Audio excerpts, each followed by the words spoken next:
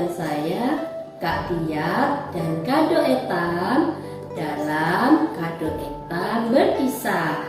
Kali ini Kak Dia akan bercerita tentang Nabi Nuh. Ceritanya seperti ini.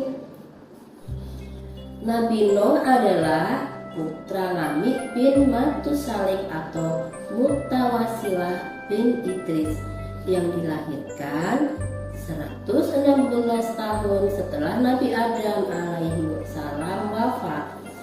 Selain hamba yang pandai bersyukur dan bersabar, beliau juga senantiasa memuji Allah Subhanahu wa Ta'ala pada setiap waktu.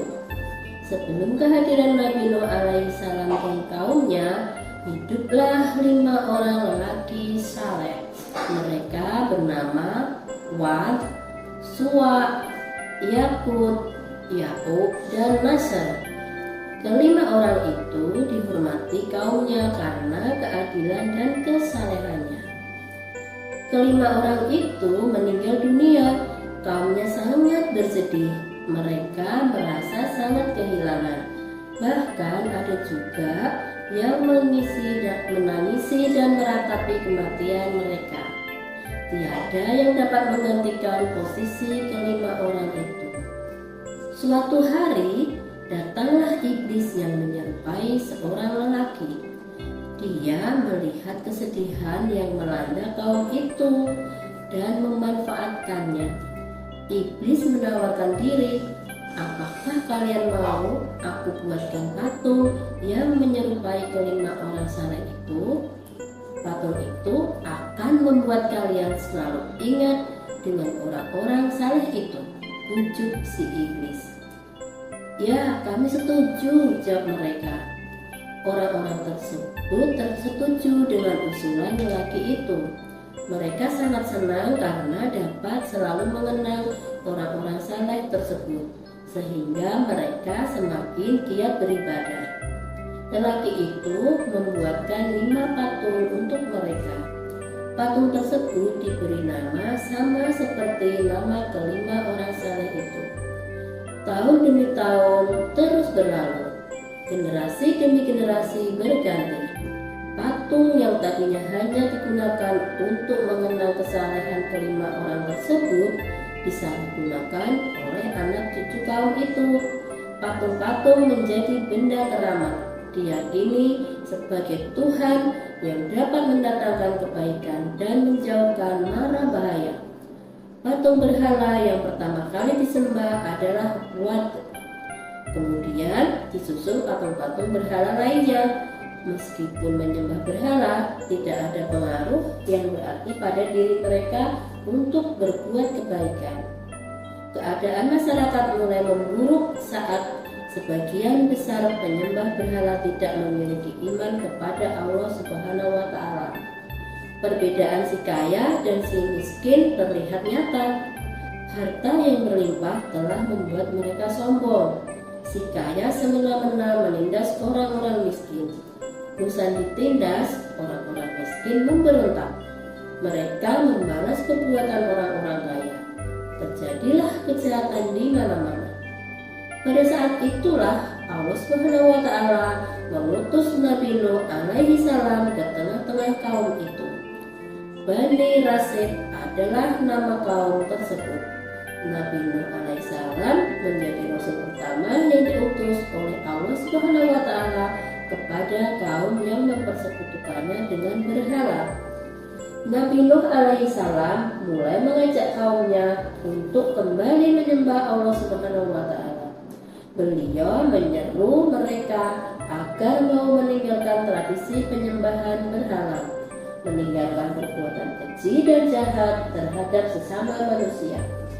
Apa yang akan terjadi selanjutnya? Apakah Bani Rasid mau menerima ajakan Nabi Nuh alaihissalam?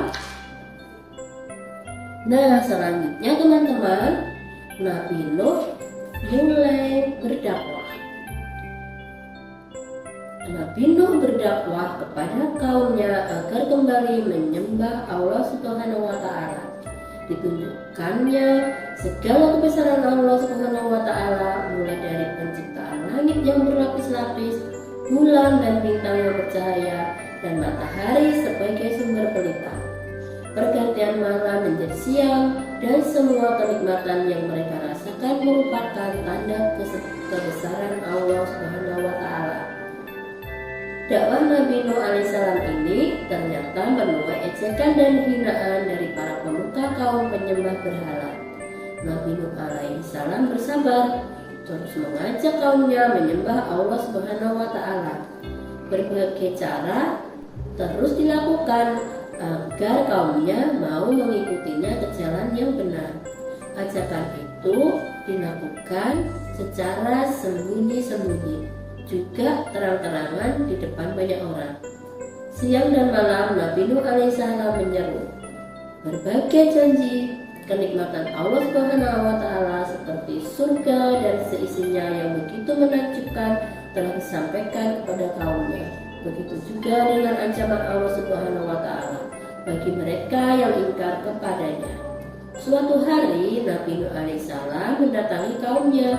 Beliau berkata, "Kenapa kalian tidak bertakwa? Sesungguhnya aku ini seorang rasul kepercayaan yang diutus kepada kalian. Bertakwalah kepada Allah Subhanahu wa Ta'ala dan taatlah kepadaku. Aku tidak meminta imbalan kepada kalian atas ajakan-ajakan ini. Imbalanku tidak lain hanyalah dari Tuhan seluruh alam. Apakah kami harus beriman kepadamu, padahal pengikut-pengikutmu orang-orang yang hina?" Jawab mereka dengan angkuh. Begitulah pernyataan para pemuka dari kaumnya. Mereka menolak sekaligus menghina Nabi Nuh alaihissalam. Untunglah Allah Subhanahu wa Ta'ala telah mengaruniakan sifat-sifat yang mulia kepada Nabi Nuh alaihissalam berupa kesabaran Nabi Nuh alaihissalam yang luar biasa serta sikapnya lemah lembut dan kebijaksanaan mampu membuat beliau bertahan menghadapi berbagai rintangan tersebut. Nabi Nuh alaihissalam telah berusaha mengajak mereka dengan berbagai cara, namun hanya sedikit saja kaumnya yang mau mengikuti seruannya. Kaum musyrik setiap saat menentang Nabi Nuh alaihissalam dan pengikutnya. Mereka juga mengancam akan merajam dan mengusir pengikut Nabi Nuh alaihissalam jika masih terus mengikuti ajaran beliau. Tekanan dan ancaman tersebut ternyata membuahkan hasil. Semakin hari pengikut Nabi Nuh alaihissalam semakin berkurang. Menurut Ibnu Abbas, dalam satu riwayat disebutkan bahwa pengikut Nabi Nuh alaihissalam adalah 80 orang. Sementara itu, Ka'ab al-Ahbar mengatakan bahwa jumlah pengikutnya adalah 92 orang. Akhirnya, kaum Nabi Nuh alaihissalam terpecah menjadi dua kelompok. Kelompok pertama dari orang-orang fakir dan miskin, orang-orang yang berkedudukan sosialnya rendah, dan orang-orang menderita yang merasa dilindungi dengan adanya dakwah Nabi Nuh alaihissalam. Mereka inilah pengikut setia Nabi Nuh alaihissalam. Kelompok kedua terdiri dari orang-orang kaya, para pemuka atau pembesar, dan para pengusaha. Mereka inilah yang menentang Nabi Nuh alaihissalam. Apa yang akan dilakukan oleh para pemimpin-pemimpin kaum yang menentang Nabi Nuh alaihissalam? Apakah mereka akan menyingkirkan Nabi Nuh alaihissalam dan pengikutnya? Selanjutnya, Nabi Nuh terus berdakwah tanpa lelah. Sejak saat itu, benih-benih kebencian mulai timbul di hati para pemimpin Bani Rasib. Mereka berusaha menentang dan menghalangi usaha dakwah yang dilakukan oleh Nabi Nuh alaihissalam. Mereka tidak rela jika harus meninggalkan agama dan kepercayaan nenek moyang mereka. Mereka tidak segan-segan mengejek dan menghina Nabi Nuh alaihissalam. Perbuatan tercela ini terus mereka lakukan. "Hei Nuh, kami tidak melihatmu kecuali hanyalah seorang manusia biasa seperti kami. Kami pun tidak melihat orang yang mengikutimu, melainkan orang yang hina di antara kami yang mudah percaya. ejek salah seorang pemimpin kaum kafir tersebut. Kami tidak melihat kamu memiliki sesuatu kelebihan apapun atas kami. Bahkan kami menganggapmu sebagai seorang pendusta, tegas mereka. Nabi Nuh alaihissalam hanya diam mendengarkan ocehan para pembesar itu. Pengikut-pengikutmu itu adalah orang-orang yang bodoh. Mereka mengikutimu, memikirkan dan mempertimbangkannya masak-masak. Seandainya agama yang kamu bawa itu adalah benar, kami akan menjadi pengemis juga, sama seperti pengikut-pengikutmu itu, ujar pemimpin kafir lainnya dengan angkuh dan sombong. Demikianlah ocehan para pemimpin kafir dari kaum Nabi Nuh alaihissalam. Cacian demi cacian dilontarkan oleh mereka. Nabi Nuh alaihissalam terus menjawab semua perkataan mereka dengan tegas dan bijaksana. Sesungguhnya aku adalah pemberi peringatan yang nyata bagi kalian agar kalian tidak menyembah selain Allah. Aku benar-benar khawatir kalian akan ditimpa azab pada hari yang sangat pedih. Perdebatan Nabi Nuh alaihissalam dan para pemimpin kaumnya terus berlanjut. Setelah sekian lama berdebat, akhirnya para pemimpin kaum kafir berkata kepada Nabi Nuh alaihissalam bahwa mereka akan mengikutinya, tetapi dengan satu syarat. Nabi Nuh alaihissalam diminta untuk menjauhkan para pengikutnya yang terdiri dari orang-orang miskin, rakyat jelata, dan hamba-hamba sahaya itu dari mereka. Tentu saja dengan tegas Nabi Nuh alaihissalam menolak permintaan mereka. Beliau mengatakan kepada para pemimpin itu bahwa agama yang dibawanya adalah untuk semua orang tanpa terkecuali. Setiap orang mempunyai kedudukan yang sama dalam agama dan hukum Allah Subhanahu wa Ta'ala. Para pemimpin tersebut kemudian menantang Nabi Nuh alaihissalam. Wahai Nuh, sungguh kamu telah berbantah-bantahan dengan kami. Kamu telah memperpanjang bantahanmu terhadap kami. Maka dari itu, datangkanlah kepada kami ayat yang kamu ancamkan jika kamu termasuk orang yang benar. Hanya Allah yang akan mendatangkan azab kepada kalian jika Dia menghendaki. Kalian tidak akan dapat melepaskan diri. Jika Allah hendak menyesatkan kalian, nasihatku tidak akan bermanfaat bagi kalian, meskipun aku ingin memberi nasihat. Dia adalah Tuhan kalian dan kepadanya lah kalian akan dikembalikan, jawab Nabi Nuh alaihissalam. Lantas, apa yang akan diperbuat oleh Nabi Nuh alaihissalam selanjutnya? Apakah beliau benar-benar akan meminta kepada Allah Subhanahu wa Ta'ala untuk mendatangkan ayat itu? Nah, selanjutnya Nabi Nuh alaihissalam berdakwah kepada kaumnya selama 950 tahun. Pada rentang waktu yang cukup lama tersebut, beliau belum berhasil menyadarkan kaumnya. Mereka tetap melakukan tradisi nenek moyang mereka, yaitu menyembah berhala. Orang-orang yang mengikuti Nabi Nuh alaihissalam hanya sebagian kecil saja. Mereka hanyalah orang-orang miskin dan rakyat jelata, sedangkan orang kaya dan orang pembesar tetap pada keyakinan menyembah berhala. Sebenarnya Nabi Nuh alaihissalam sangat berharap suatu saat kaumnya akan menyadari dan mengakui kebenaran ajaran yang dibawanya. Beliau juga ingin agar kaumnya keluar dari jalan kegelapan menuju jalan yang terang benderang. Harapan Nabi Nuh alaihissalam ternyata tidak menjadi kenyataan. Dari hari ke hari pengikutnya tidak bertambah, bahkan semakin berkurang. Setan telah berhasil membujuk dan menguasai hati para penentang Nabi Nuh alaihissalam. Pintu-pintu hati mereka telah tertutup sehingga cahaya keimanan tidak dapat masuk. Penyembahan berhala terus dilakukan oleh kaumnya. Rakyat lemah dan orang-orang miskin semakin tertindas. Kemudahan, kejahatan semakin merajalela. Nabi Nuh alaihissalam sangat sedih melihat keadaan itu.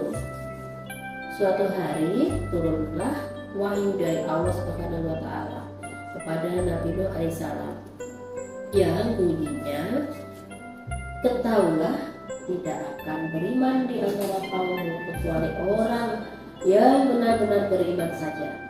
Karena itu janganlah engkau bersedih hati tentang apa yang mereka perbuat. Quran Surat Hud 11:36. Setelah turun wahyu dari Allah Subhanahu wa Ta'ala ini, pupus sudah harapan Nabi Nuh alaihissalam. Kesabarannya yang selama ini sangat tinggi hilang sudah.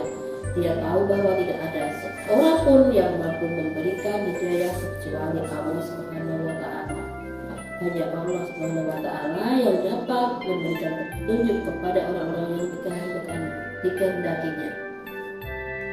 Akhirnya Nabi Nuh alaihissalam memohon agar Allah Subhanahu wa Ta'ala menurunkan azab kepada kaumnya yang begitu sombong dan keras kepala. Nabi Nuh alaihissalam berdoa kepada Allah, "Ya Tuhanku, janganlah Engkau biarkan seorang pun di antara orang-orang kafir itu tinggal di atas bumi. Sesungguhnya jika Engkau biarkan mereka tinggal, mereka akan menyesatkan hamba-hambamu, dan mereka hanyalah akan menghadirkan anak-anak yang jahat dan tidak tahu bersyukur." Allah Subhanahu wa Ta'ala mendengar doa Nabi Nuh alaihissalam. Kemudian Allah Subhanahu wa Ta'ala memerintahkan Nabi Nuh alaihissalam untuk membuat sebuah kapal, sebagaimana firman-Nya yang artinya, "Dan buatlah kapal itu dengan pengawasan dan petunjuk wahyu kami, dan janganlah engkau bicarakan dengan aku tentang orang-orang yang zalim. Sesungguhnya mereka itu akan ditenggelamkan." Quran Surat Hud 11:37. Demikianlah ketetapan yang telah diberikan Allah Subhanahu wa Ta'ala kepada mereka, orang-orang yang dekat kepadanya. Dan berhasilkan Nabi Nuh alaihissalam dan pengikutnya membuat kapal. Para penentang Nabi Nuh alaihissalam semakin gencar melakukan penyerangan terhadap Nabi Nuh alaihissalam dan para pengikut setianya. Mereka bersatu untuk menghancurkan Nabi Nuh alaihissalam dan pengikutnya. Allah yang Maha Besar tidak tinggal diam. Allah Subhanahu wa Ta'ala terus melindungi Nabi Nuh alaihissalam dan para pengikutnya yang telah beriman.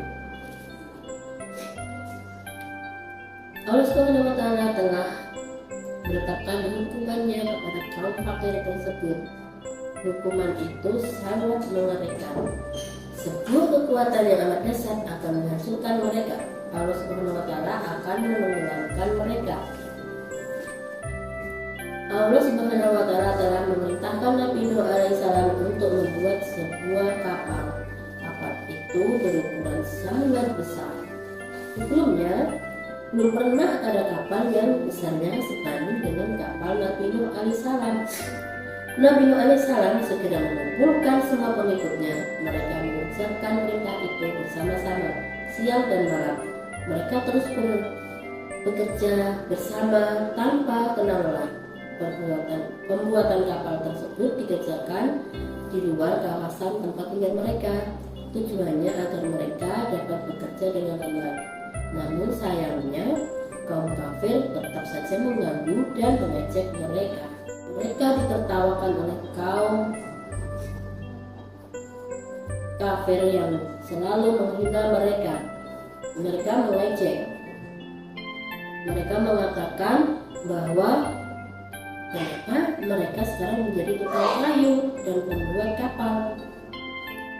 "Hai Nuh, kapal itu jalannya di laut, bukan di darat. Apakah kapal ini akan ditarik oleh sapi? Atau mungkin jangan-jangan kami mengharapkan angin untuk menarik kapalmu ke laut?" Hahaha, ejek yang lainnya. Semua orang menertawakan Nabi Nuh alaihissalam. "Nanti kalian akan mengetahuinya sendiri," jawab Nuh alaihissalam singkat. Orang-orang kafir itu terus mengejek dan menertawakan Nabi Nuh dan pengikutnya. Setiap kali melewati Nabi Nuh alaihissalam, dan pengikutnya yang sedang bekerja. Kaum kafir itu selalu menyempatkan diri untuk mengajaknya. Nabi Nuh alaihissalam tetap sabar mengajarkan mereka. Suatu saat orang-orang kafir tersebut kembali mengejek Nabi Nuh alaihissalam sambil tersenyum dan tertawa dengan ejekan. Jika kamu mengejek kami, kami pun akan mengejekmu sebagaimana kamu mengejek kami. Datanglah ayat Allah Subhanahu wa Ta'ala. Sebuah kapal besar telah siap. Saat itu Allah Subhanahu wa Ta'ala memberikan tanda-tanda kemunculan azab. Nabi Nuh alaihissalam juga diperintahkan untuk membawa berbagai jenis hewan yang ada secara berpasangan jantan dan betina, juga segala jenis tumbuh-tumbuhan. Tanur atau dapur mulai memancarkan air. Muncul gelembung-gelembung tanah dari setiap permukaan bumi yang membentuk seperti tungku. Itulah tanda-tanda dari Allah Subhanahu wa Ta'ala bahwa azab akan segera tiba. Nabi Nuh segera membawa masuk ke dalam semua yang telah diperintahkan oleh Allah Subhanahu wa Ta'ala ke dalam kapal yang telah dibuatnya. Tak lama kemudian datanglah angin bertiup kencang. Kapal yang dinaiki oleh Nabi Nuh alaihissalam dan pengikutnya berjalan di tengah-tengah gelombang air bah yang semakin tinggi. Gelombang itu sangat menakutkan. Gelombang itu sangat besar dan tinggi laksana gunung-gunung yang siap menghancurkan dan menenggelamkan mereka. Nabi Nuh alaihissalam memerhatikan kaumnya yang terombang-ambing di atas permukaan air. Tiba-tiba dia melihat seorang yang sangat dikasihinya, yaitu putranya. Tubuh anaknya itu tampak tinggi dan tenggelam dipermainkan oleh gelombang. Betapa sedihnya Nabi Nuh melihat putranya yang terombang-ambing di antara gelombang. Nabi Nuh telah mengajak anaknya untuk masuk ke dalam perahunya, tapi ajakan Nabi Nuh alaihissalam ditolak oleh putranya. Dia tetap enggan menaiki kapal Nabi Nuh alaihissalam. Aku akan mencari perlindungan ke gunung yang dapat menghindarkan aku dari air bah ini, jawab putranya. Tidak ada yang dapat melindungi dari siksaan Allah pada hari ini selain Allah yang Maha Penyayang, ujar Nabi Nuh alaihissalam. Terus membujuk putranya. Namun putranya tetap menolak ajakan Nabi Nuh alaihissalam. Beberapa saat setelah percakapan mereka itu, hilanglah putra Nabi Nuh alaihissalam di telan gelombang. Nabi Nuh alaihissalam berusaha mencari putranya di antara tingginya gelombang, namun beliau tidak dapat menemukannya. Beliau tidak dapat melihat putranya lagi. Hanya deburan ombak yang terlihat semakin lama semakin meninggi. Gelombang besar dan sangat mengerikan itu telah membawa putranya pergi. Nabi Nuh sangat bersedih. Putranya bersama dengan kaum-kaum kafir lainnya yang juga enggan kepada Allah, mereka hilang ditelan oleh gelombang. Itulah teman-teman cerita dari Kak Dian. Sampai ketemu lagi di cerita Nabi selanjutnya. Assalamualaikum warahmatullahi wabarakatuh.